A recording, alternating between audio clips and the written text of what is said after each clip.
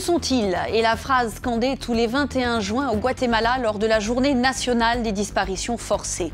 Un jour de commémoration pour les 45 000 personnes disparues pendant la guerre civile. En 1960, un groupe d'officiers se soulève contre l'influence des États-Unis et déclenche ainsi une guerre qui durera 36 ans. D'un côté, des dictatures successives appuyées par l'armée et soutenues par les États-Unis. De l'autre, des forces rebelles avec derrière elles Cuba.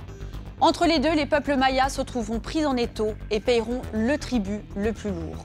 Plus de 3 décennies de combats, d'exactions et de massacres feront 200 000 morts. 20 ans après le traité de paix signé en 1996, seulement quelques centaines de cadavres de disparus ont été retrouvés. Chaque année, des charniers sont découverts et de nouvelles victimes sont identifiées et rendues à leurs familles. Petit à petit, les langues se délient et la justice peut enfin commencer à faire son travail. Il y avait un conflit armé. C'était comme ça. Les disparitions forcées. À aucun moment, on a reçu l'ordre de faire quelque chose. Ce qui est triste là-dedans, c'est que la loi est injuste. Ils nous accusent, nous, alors que nous défendions le Guatemala dans le cadre de la loi. Au Guatemala, l'impunité a été jusqu'à récemment totale. La guerre et ses crimes ont été passés sous silence et le pouvoir des officiers responsables n'a jamais été remis en question. Certains sont même encore très proches du parti politique de Jimmy Morales, le nouveau président arrivé au pouvoir cette année. Nos correspondants sont retournés au Guatemala, où les disparus refusent de se laisser oublier. Retour à Guatemala City, un reportage signé Laurence Cuvillier et Mathieu Comin.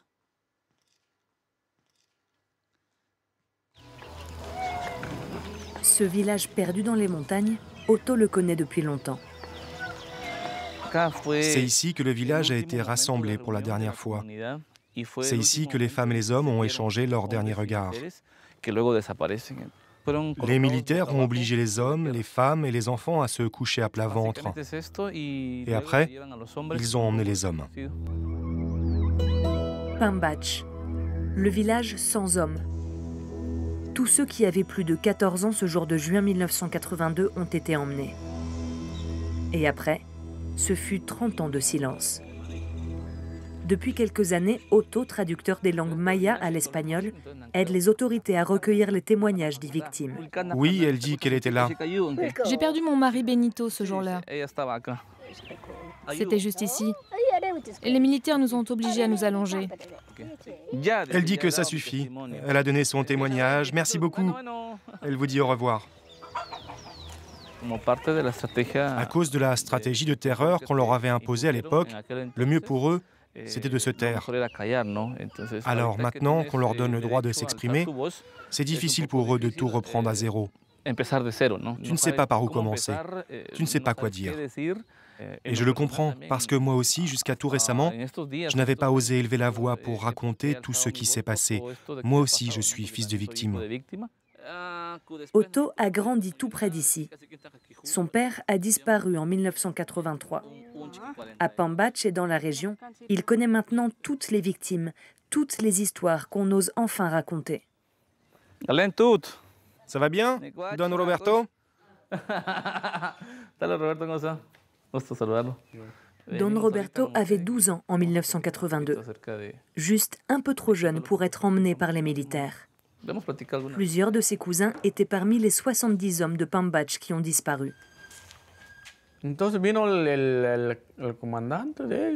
commandant s'est approché des femmes et il leur a dit « Ne vous en faites pas. On a juste besoin d'eux pour un petit service militaire. » Et vous savez, à l'époque, tout le monde avait peur de parler. Seules 4 femmes ont eu le courage d'aller à la base militaire pour demander s'ils savaient où étaient leurs maris. Mais on leur répondait simplement « Non, non, ils ne sont pas ici. » C'est pourtant dans cette base militaire que leurs cadavres ont été retrouvés en 2012. Enchevêtrés dans des fosses avec plus de 500 autres corps. Créampaz sert aujourd'hui de centre d'entraînement de l'ONU pour des opérations de maintien de la paix.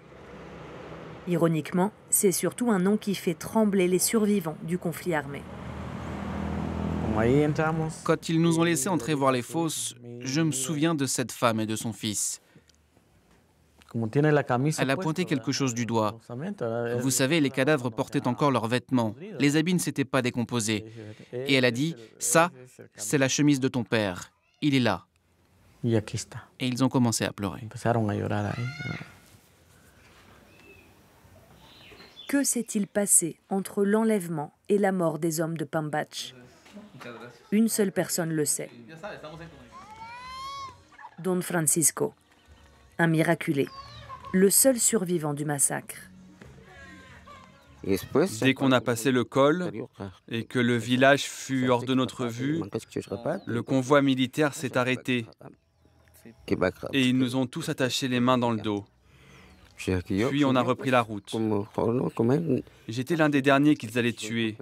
Ils m'ont donné des coups de machette dans la nuque comme aux autres. Et quand ils sont partis, j'ai réussi à me traîner à l'écart. Alors quand le soir ils sont venus rechercher les corps, ils ne m'ont pas trouvé. Don Francisco a été retrouvé agonisant par les habitants d'un village voisin. Son corps porte encore la trace des coups de machette des militaires. Terrorisé, il n'est revenu à Pambach que des années plus tard.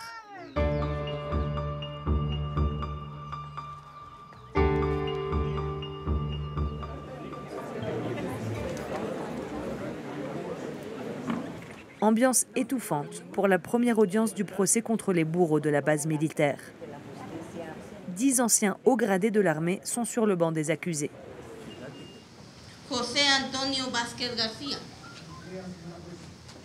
Les procès pour crimes de guerre ont seulement commencé en 2012. Le Guatemala juge ces têtes blanches. C'est injuste qu'ils soient là, parce que sans eux, sans ce groupe de militaires, aujourd'hui le Guatemala serait un autre Cuba, un autre Venezuela. Mais 30 ans plus tard, les souvenirs des victimes sont flous. Le dossier n'indique pas de date précise à laquelle ces faits se seraient produits. Il ne mentionne que l'année 1983. Beaucoup de Mayas étaient analphabètes et vivaient sans calendrier. Les militaires s'appuient sur ces imprécisions. Je me sens bien. Je me sens bien parce que je ne suis pas responsable. Regardez ce qu'ils font. Ils accusent des innocents. Vous vous imaginez combien tout cela m'a coûté? Je suis innocent. Des 10 inculpés, 2 sortent libres ce matin. Les familles de victimes voient non seulement la justice leur échapper des mains, mais aussi la vérité historique. Jamais ils ne prononceront le mot pardon. Ils devraient nous expliquer pourquoi ils ont fait tout cela et nous dire où se trouvent tous les autres disparus. Il y en a encore au moins 50 000. Eux, ils utilisent toujours la force et le pouvoir. Vous vous en êtes rendu compte? Devant le tribunal, quand on est rentré, ils nous traitaient déjà de guérilleros. Ils nous insultaient. La guerre continue là-haut dans le tribunal à cause de ces gens qui vivent de la victimisation. Quelle est cette justice qui ne juge que les militaires, eux qui ont toujours respecté la loi, et qui défendaient cette liberté dont nous jouissons aujourd'hui? Sur les grilles du tribunal, les vétérans ont placardé des listes rouges de guérilleros communistes. Ceux que les militaires ont eu pour mission de traquer sans relâche pendant les 36 années qu'a duré le conflit. C'étaient des terroristes, ce sont des terroristes, et ils resteront terroristes toute leur vie. Alors que les hauts gradés en cours de jugement sont présentés comme les sauveurs du pays. Je suis ici pour défendre l'honneur de l'armée et tous nos militaires héros de la nation qui ont été emprisonnés injustement et contre notre Constitution. Ces massacres sont des inventions, c'est un mythe que les militaires ont attaqué une population sans défense. Les massacres de populations indigènes, des mythes droits de l'hommistes, ce n'est pas ce qui ressort des fosses clandestines que l'on continue de retrouver. Il en manque encore. Dans chacune de ces caisses, les restes d'une victime. Ce laboratoire a pour mission de les identifier. Ces ossements ont été retrouvés le 30 mai cette année. 2000 cartons sont stockés ici en permanence. Le flux est constant entre les nouveaux arrivages et les dépouilles rendues aux familles. Cette victime a un impact de balle dans le crâne. Traces d'exécutions sommaires, corps ligotés et les yeux bandés.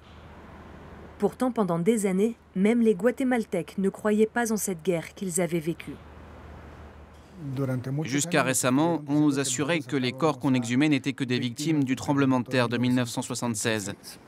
Mais je crois que maintenant, la société prend enfin conscience de la magnitude de ce conflit. Des villages entiers massacrés ou déplacés.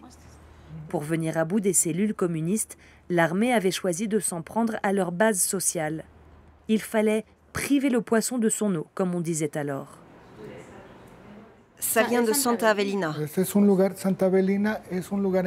Santa Avelina, c'est un endroit de la zone Ixil, où la population a dû fuir dans la montagne. Et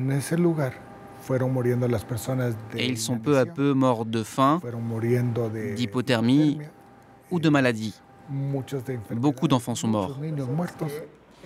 Près de 200 corps retrouvés dans le cimetière improvisé creusé par les indigènes. Pour ces anthropologues, le temps presse. Les témoins de l'histoire commencent à peine à parler et se font déjà rares. Des familles des victimes qui ont vécu le conflit, beaucoup sont sur la fin de leur cycle de vie. Certaines mères qui recherchaient leurs fils sont déjà mortes. Alors on travaille avec la génération suivante. Et il manque encore une immense pièce au puzzle, les archives de l'armée. Refus obstiné de déclassifier les documents. On peut entrer? Bonjour. La police, quant à elle, a commencé son travail de mémoire. Alors que l'armée opérait dans les campagnes, la police assurait la chasse aux communistes dans les villes, par un système de surveillance digne de la Gestapo. Des fiches comme celle-là, on en a retrouvé environ 1 200 000. Elles se réfèrent toujours à des personnes suspectes. En fait, on ne sait même pas vraiment à quoi ce terme fait référence. Pourquoi ils considéraient qu'une personne était suspecte? Il pouvait s'agir de critères complètement subjectifs. 80 millions de documents d'archives ont été retrouvés par hasard en 2005. Ils moisissaient ici, dans ce bâtiment abandonné. Au début, on appelait cet endroit le labyrinthe. Et ça y ressemblait vraiment. Quand on entrait, on ne savait jamais par où on allait passer. On devait entrer ici avec des lampes torches. Et des nuées de chauves-souris se mettaient à voler autour de nous. Cet endroit sans fenêtre servait de prison clandestine de la police pendant le conflit. Malgré le travail à plein temps de 80 archivistes, cela prendra encore au moins 20 ans de tout classer et l'histoire gardera ses zones d'ombre. Voici comment ça se passait. Les gens arrêtés par la police étaient amenés ici. On les torturait, on les tuait. Et on allait abandonner leurs corps dans les rues. On n'a aucun registre, aucun document qui mentionne le nom de ceux qui sont passés ici. Et il n'existe aucun survivant, puisque tous ont été assassinés. Les seuls survivants seraient donc les bourreaux, mais il n'y a plus personne pour les dénoncer. Otto, lui non plus, ne saura sans doute jamais comment son père est mort. Il a été identifié dans une fosse de la base militaire de Créampaz, mais seul son pied gauche a été retrouvé. De lui, je n'ai que très peu de souvenirs, juste quelques images gravées dans ma mémoire. Otto n'avait que 2 ans quand il a disparu, sur le chemin d'une réunion avec sa coopérative agricole. C'était des temps très difficiles. D'après ce que raconte ma mère, quand quelqu'un disparaissait, on pouvait être sûr qu'il était mort. Mais on avait cette question lancinante, où est son corps? Se convaincre de la mort d'un disparu. L'épreuve la plus difficile pour les familles de victimes. Ophélia a élevé ses 2 fils seuls, sans parvenir à éteindre sa lueur d'espoir. On l'a attendu et attendu, dans l'espoir qu'il revienne un jour. Et rien. J'espérais qu'il avait fui à l'étranger, qu'il était allé se réfugier quelque part. Maintenant, je sais que non. La découverte des fosses de Créampaz a été une révolution dans la vie d'Otto. Fini le silence, place à la solidarité. Otto a quitté son ancien travail pour se consacrer à plein temps aux familles des victimes. À Créampaz, on s'est rendu compte, en voyant tous ces gens des villages voisins, de San Cristobal, de Santa Cruz, on se disait « Ah bon? Tu as perdu ton père? Je ne savais même pas. » On commençait à peine à réaliser. Et après nous être retrouvés tous ensemble à Créampaz pour donner nos extraits d'ADN et nos témoignages, on a décidé de se réunir une fois par semaine. Et ça, c'était tout nouveau. Ça a complètement changé nos vies, notre manière de penser et d'agir. Il a d'abord fallu vaincre la peur. Il a fallu croire en la justice. La mémoire d'un des conflits les plus meurtriers d'Amérique s'écrit avec 30 ans de retard et avec les mains tremblantes des derniers survivants. Otto pourra bientôt enterrer ce qu'il reste de son père. La paix a été signée il y a 20 ans, mais elle vient seulement de trouver sa place dans sa famille. Un reportage signé Laurence Cuvillier et Mathieu Commun. C'est la fin de cette édition, mais vous pouvez revoir ce reportage ainsi que les reportages précédents sur notre site internet france24.com. À très bientôt.